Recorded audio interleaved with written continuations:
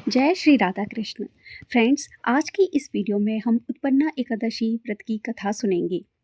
उत्पन्ना एकादशी को उत्पत्ति एकादशी भी कहा जाता है। इस दिन एकादशी माता ने राक्षस मुरु का वध करके भगवान विष्णु की रक्षा की थी। इसलिए एकादशी के दिन ही एकादशी माता की उत्पत्ति हुई थी, इसलिए इसको उत्पन्ना एकादशी भी कहते हैं। जो लोग एकादशी व्रत का प्रारंभ करना चाहते हैं वो उत्पन्ना एकादशी के दिन से संकल्प लेकर व्रत का प्रारंभ कर सकते हैं। कहने का अर्थ है, जो लोग पहले से कभी एकादशी का व्रत नहीं रखते थे और वो शुरू करना चाहते हैं तो वो इस दिन से शुरू कर सकते हैं। उत्पन्ना एकादशी के दिन इस व्रत की कथा ज़रूर सुननी चाहिए। इस साल एकादशी का व्रत 26 नवंबर को रखा जाएगा, तो प्रातःकाल स्नान करके व्रत का संकल्प लेने के बाद ही व्रत प्रारंभ करें। सतयुग में मुर नामक एक दैत्य था। वो बड़ा ही बलवान और भयानक था। उसने सभी देवताओं को पराजित करके वहां से भगा दिया था। उस राक्षस से पराजित सभी देवता भगवान शिव की शरण में गए। तो भगवान शिव ने कहा कि तुम सब लोग अपने दुखों का नाश करने के लिए श्री हरि विष्णु की शरण में जाओ, वही तुम्हारे दुख को दूर कर सकते हैं। शिव जी की बात सुनकर सभी देवता भगवान विष्णु की शरण में गए। तो भगवान विष्णु ने कहा कि ऐसा कौन सा राक्षस है, तुम किससे परेशान हो और वो राक्षस कहाँ रहता है, उसका क्या नाम है, मुझे उसके बारे में विस्तार से बताओ। सभी देवता कहने लगे कि प्राचीन समय में एक नाड़ीजंग नामक एक राक्षस था।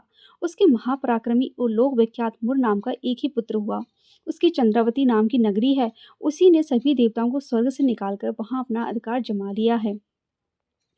उसने इंद्र, अग्नि, वरुण, यम, वायु, ईश, चंद्रमा सभी देवताओं के अधिकार को छीन लिया है। सूर्य बनकर स्वयं ही प्रकाश करता है, स्वयं ही मेघ बनकर बैठा है। वह अजय है।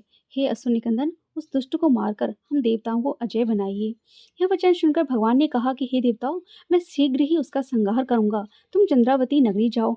इस ऐसा कहकर भगवान सहित सभी देवताओं ने चंद्रावती नगरी की ओर प्रस्थान किया। उस समय दैत्य मोर सेना सहित युद्ध भूमि में गरज रहा था। जब स्वयं भगवान रणभूमि में आए तो दैत्य उन पर भी अस्त्र शस्त्र और आयुध लेकर दौड़ा। तब भगवान विष्णु ने उन्हें सर्प के समान अपने बाणों से बीध डाला। बहुत से दैत्य मारे गए, केवल मुर बचा रहा। वह अविचल भाव से भगवान के साथ युद्ध करता रहा। भगवान जो जो तीक्ष्ण बाण चलाते वह उसके लिए पुष्प सिद्ध होता। उसका शरीर छिन्न भिन्न हो गया, किंतु वह लगातार युद्ध करता रहा। दोनों के बीच 10,000 वर्ष तक युद्ध चलता रहा, लेकिन मुर नहीं हारा। फिर थक कर भगवान विष्णु श्री भद्र का आश्रम चले गए और वहां पर हेमवती नामक सुंदर गुफा में विश्राम करने के लिए भगवान ने गुफा में प्रवेश किया। यह गुफा 12 योजन लंबी थी और उसका एक ही द्वार था।